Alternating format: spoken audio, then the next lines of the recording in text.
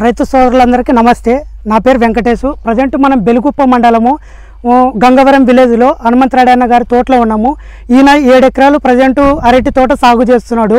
ప్రజెంట్లో ఇక్కడ మనం ఫీల్డ్లో గమనించింది ఏమనగా మనకి సూడి అనేది ఎక్కువ టైట్ రావడంతో పాటు ఇక్కడ లైట్గా కాలిన దాని మాదిరిగా అయిపోతుంది సూడి అనేది.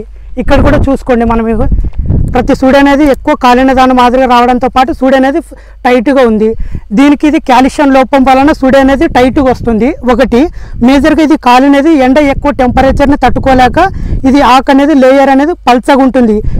ఇది పల్చగా ఉండడం వలన ఈ లేయర్ అనేది మొక్క తట్టుకోలేక ఆటోమేటిక్గా కాలిన దాని మాదిరిగా అవుతుంది. ఈ టెంపరేచర్కి తట్టుకోలేక కాల్షియం డెఫిషియన్సీని నివారించడానికి మెయిన్ సొల్యూషన్స్ ఏమనగా మన వెలాగ్రో కంపెనీలో క్యాల్బిట్సీ అని వస్తుంది.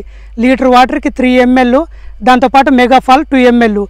క్యాల్బిట్సీ మెగాఫాల్ 2 కోన్ ఫీడింగ్ 3 mlతో కోన్ ఫీడింగ్ లీటర్ వాటర్కి కోన్ ఫీడింగ్ చేపించడం వలన వారానికి 1 వీక్కి ఈ సూడి అనేది ఫ్రీగా వచ్చేస్తుంది. ఈ సూడి అనేది దాంతోపాటు నీకు ఎండకు ఎక్కువ స్ట్రెస్కు లోన్ అయ్యి ఈ అనేది కాలుతుంది కదా, దీన్ని నివారించడానికి మన దాంట్లో మెగాఫాల్ అని వస్తుంది.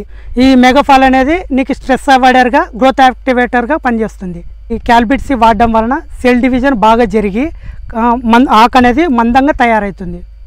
ఎవరైతే అరటి పండించే రైతులు ఉన్నారో వాళ్ళ తోటలో ఇలాంటి ప్రాబ్లమ్స్ ఉన్నాయనుకో, దానికి క్యాల్బిట్సీ మెగాఫాల్ 2 కోన్ ఫీడింగ్ చేయించినారంటే కరెక్ట్ 1 వీక్లో పోపించిన 1 వీక్లో మంచి రిజల్ట్ పొందవచ్చు. థ్యాంక్ యూ, ధన్యవాదములు.